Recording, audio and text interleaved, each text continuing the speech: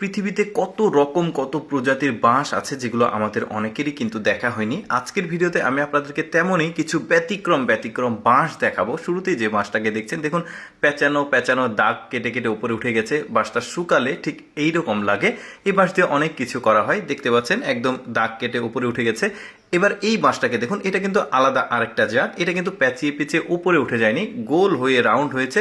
তবে একটু ঢেউ ঢেউ, যে একটু ভালোভাবে খেয়াল করলে দেখবেন গিরাগুলো বেশ চমৎকার, কিন্তু একদম খাড়া উপরে উঠে গেছে। তবে বাঁশগুলো সবগুলোই সোজা দেখা যাচ্ছে।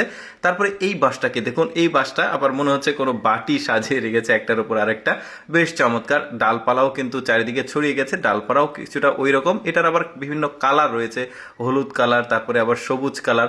এবার স্কোয়ার সাইজের বাঁশ দেখাই। দেখুন চারকোনা বাঁশ, কিন্তু আপনাদের মধ্যে হয়তো বা অনেকেই দেখেনি। দেখুন কি চমৎকার ব্যাপারটা। এরপরে দেখুন এটা আবার এই যে শুকিয়ে যাওয়ার পর ঠিক এরকম হয়। এবার যে বাঁশটাকে দেখছেন, এটা হচ্ছে তিন কোনা বাঁশ, ঠিক পাতার মতো আকৃতি রয়েছে। দেখুন এই তিন কর্নার যেটা, সেইটা বেশ চমৎকার ব্যাপার। কিন্তু এরকম বাঁশ কিন্তু অনেকেই দেখেনি, যে কারণে আমি ভাবলাম যে আপনাদের সামনে উপস্থাপন করি।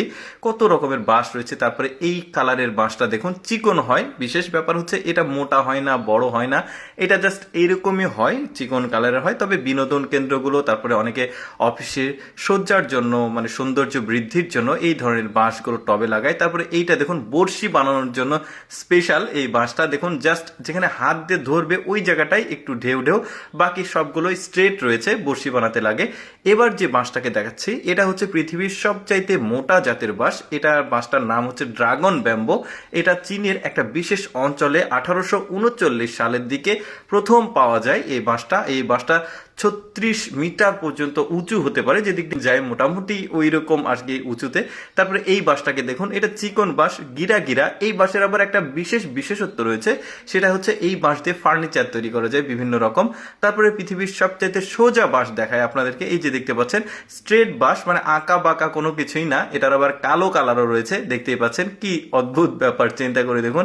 এরপরে এই বাঁশটাকে দেখুন, একটু পেঁচানো সাপের মতো দেখা যাচ্ছে, গিরা একটু বেশি। এগুলো আবার ওই যে বাড়ির ভেতরের সৌন্দর্য বৃদ্ধির জন্য অনেকেই বাসার মধ্যে, অফিসের মধ্যে, অফিস ইন্টেরিয়র ডিজাইনের জন্য রাখে। এই যে দেখতে পাচ্ছেন বাঁশগুলো একদম ভিন্ন ভিন্ন ডিজাইনের, এই ডিজাইনের বাঁশটা দেখুন। তারপরে বাঁশি, যে বাঁশটাকে স্পেশাল বাঁশির জন্য যেটা মানে তৈরি হয় বাঁশটা, এইটা দেখতে পাচ্ছেন। এই বাঁশগুলো গা একটু দাগ দাগ রয়েছে, একটু ভালোভাবে লক্ষ্য করে দেখবেন। এটা দিয়ে বাঁশি তৈরি করা হয়। পাহাড়ি অঞ্চলের মানুষজন তাদের মানে ইতিহাস ঐতিহ্যের সঙ্গে মিল রেখে বিভিন্ন রকমের বাঁশি জিনিসপত্র তৈরি করে এই বাঁশগুলো দিয়ে। দর্শক, কেমন লাগলো আজকের এই বাঁশের ভিডিওটি অবশ্যই কমেন্ট করে জানাবেন। আর এইরকম ব্যতিক্রম ভিডিও প্রতিদিন দেখতে আমাদের লেটস গো ফেসবুক পেজটি ফলো রাখুন।